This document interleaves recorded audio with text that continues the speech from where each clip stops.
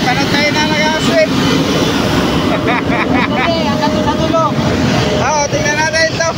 Oh, pinapalipad niya yung damo. Oh.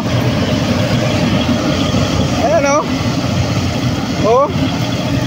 Nilinis niya, kalsada. Na pinalsikan ng damo. Oh, galing, di ba? Yan, tapos yung kabila na naman mamaya. Yan. Oh, malinis na mga loads.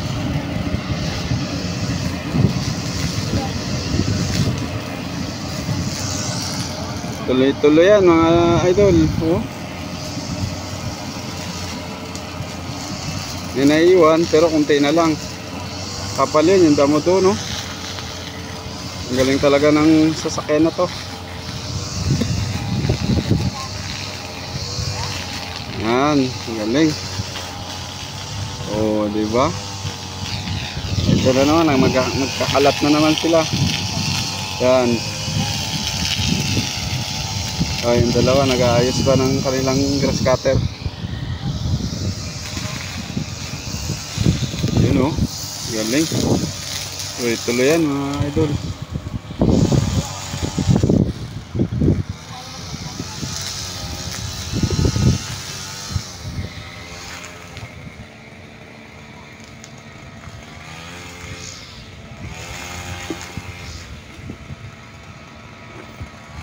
Tapos babalikan niya ito mamaya.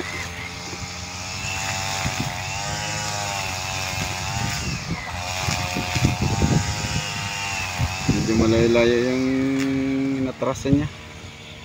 Sige mga idol, tuloy lang tayo sa panonood.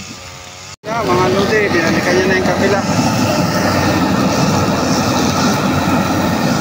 Oh, pinapalipad niya yung mga damo patabi. Nililinis na yung access road. No, kita niyo yan mga idol.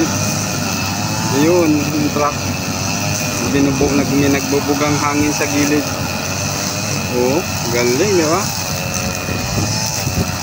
Oh, tuloy-tuloy lang, oh.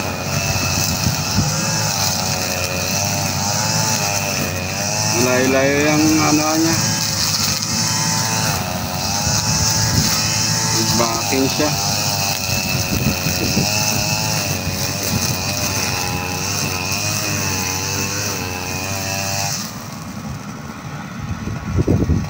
Kitang-kita yung nagliliparang damo.